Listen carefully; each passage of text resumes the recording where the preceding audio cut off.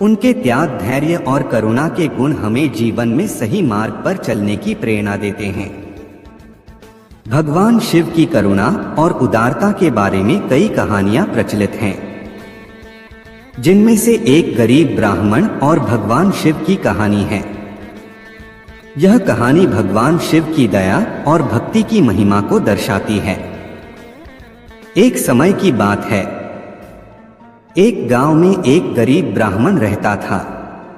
उसका नाम हरिहर था और वह अपनी पत्नी के साथ जीवन यापन करता था। वे बहुत ही निर्धन थे, लेकिन अत्यंत धार्मिक और भगवान शिव के अनन्य भक्त थे। हर सोमवार को वे दोनों उपवास रखते और शिव मंदिर जाकर पूजा करते। ब्राह्मण और उसकी पत्नी भक्ति और विश्वास से परिपूर्ण थे, लेकिन उनकी आर्थिक स्थिति बहुत खराब थी। उनके पास जीवन की मूलभूत आवश्यकताओं के लिए भी धन नहीं था। उनकी गरीबी के बावजूद उन्होंने भगवान शिव के प्रति अपनी भक्ति और श्रद्धा में कोई कमी नहीं आने दी। वे हमेशा भगवान शिव की पूजा में लगे रहते थे और अपने कष्टों को भक्ति के माध्यम से सहन करते थे।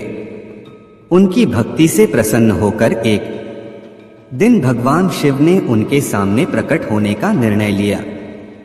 एक रात जब ब्राह्मण और उसकी पत्नी सो रहे थे, भगवान शिव ने स्वप्न में ब्राह्मण को दर्शन दिए।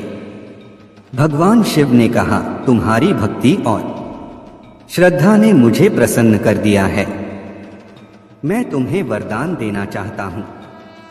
ब्राह्मण ने विनम्रता से कहा, हे प्रभु, हम केवल आपकी भक्ति चाहते हैं। यदि आप प्रसन्न हैं तो हमें आशीर्वाद दीजिए कि हम हमेशा आपकी भक्ति में लगे रहें और हमारे कष्ट दूर हों। भगवान शिव ने मुस्कुराते हुए कहा, तथास्तु, और अदृश्य हो गए।